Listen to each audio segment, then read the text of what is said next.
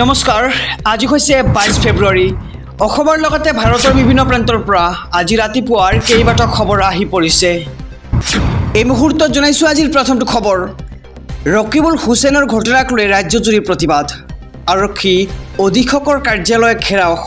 কংগ্ৰেছ কৰ্মীৰ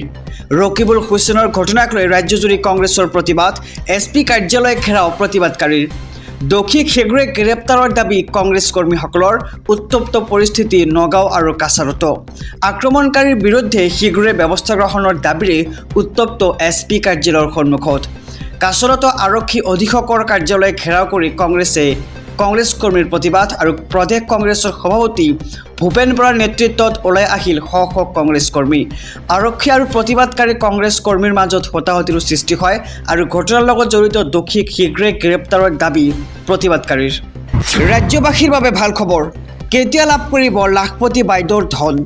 মুখ্যমন্ত্ৰী ডক্টৰ হিমন্ত বিশ্ব শৰ্মাই কৰিছে এই সন্দৰ্ভত বৃহৎ ঘোষণা লাখপতি বাইদেউ আঁচনিৰ হিতাধিকাৰীসকললৈ ভাল খবৰ এই মুহূৰ্তত আহি পৰিছে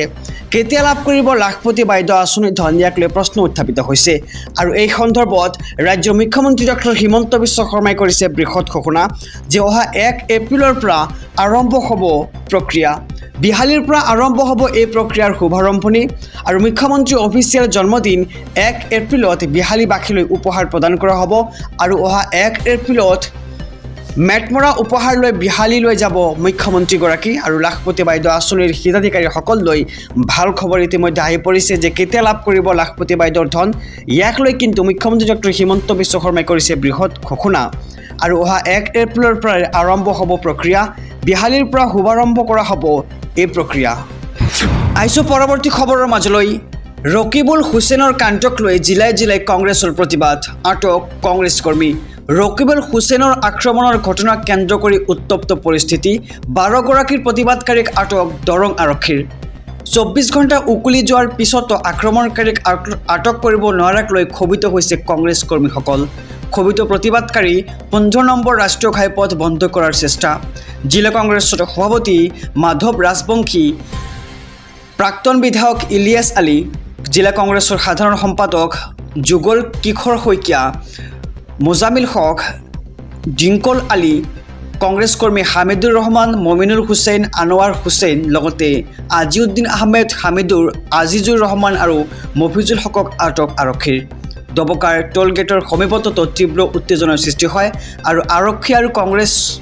কৰ্মীৰ মাজত প্ৰচণ্ড বাকযুদ্ধৰো সৃষ্টি হয় আৰু বহুকেইজন কংগ্ৰেছ আৰু যুৱ কংগ্ৰেছৰ কৰ্মীক আটক সজাই আৰক্ষীৰ এডিআৰিৰ পৰা এপিএছচি কেলেংকাৰী গৌৰৱ গগৈ প্ৰসংগলৈকে 12টা ডাঙৰ মন্তব্য মুখ্যমন্ত্ৰী ডক্টৰ হিমন্ত বিশ্ব শৰ্মাৰ ৰাজ্যবাসীলৈ ভাল খবৰ 12টাকৈ বৃহৎ ঘোষণা মুখ্যমন্ত্ৰী ডক্টৰ হিমন্ত বিশ্ব শৰ্মাৰ এডিআৰিৰ পৰা এপিএছচি কেলেংকাৰীৰ প্ৰতিবেদন গৌৰৱ গগৈ প্ৰসংগলৈকে ডাঙৰ মন্তব্য অহা 7 মাৰ্চৰ ভিতৰত ঘোষণা কৰা হ'ব ৰাজ্যত এডিআৰিৰ ফলাফল তৃতীয় বৰ্গৰ নিযুক্তি পৰীক্ষাত অৱতীৰ্ণ হৈছিল 11,23,204 গৰাকী প্ৰাৰ্থী আৰু 3,000ৰ অধিক পদৰ বাবে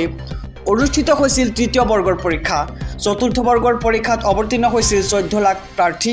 চতুৰ্থ বৰ্গত 42টা বিভাগত খালী হৈ আছিল 5,020টা পদ আৰু মাৰ্চ মাহৰ ভিতৰতে অনুষ্ঠিত হ'ব অসম আৰক্ষীৰ লিখিত পৰীক্ষা এপিএছচি কেলেংকাৰীৰ বি.কে. শৰ্মাৰ প্ৰতিবেদনক লৈ ডাঙৰ মন্তব্য মুখ্যমন্ত্ৰীগৰাকীৰ বি.কে. শৰ্মা আয়োগৰ তদন্তই উদঙাই দিছে কংগ্ৰেছৰ চৰকাৰৰ দিনৰ দুৰ্নীতিৰ নামৰ ভয়ংকৰ ছবিখন আৰু কংগ্ৰেছৰ চৰকাৰ থকা হ'লে আজিও ঘোষ দি চৰকাৰী চাকৰি ল'ব লগা হ'লহেঁতেন আৰু কংগ্ৰেছ চৰকাৰৰ দিনত শিক্ষিত যুৱক যুৱতীৰ ভৱিষ্যতৰ সৈতে হেতালি খেলা হৈছিল কংগ্ৰেছ চৰকাৰৰ দিনত দৰিদ্ৰ ছাত্ৰ ছাত্ৰীৰ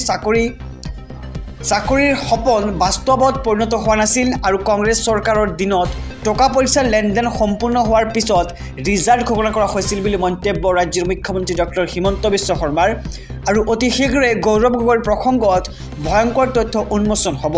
দেশৰ সাৰ্বভৌমত্ব আৰু নিৰাপত্তাৰ বিষয়ে ৰাজনীতিৰ ঊৰ্ধত ফেচবুক লাইভৰ জৰিয়তে মন্তব্য মুখ্যমন্ত্ৰী ডক্টৰ হিমন্ত বিশ্ব শৰ্মাৰ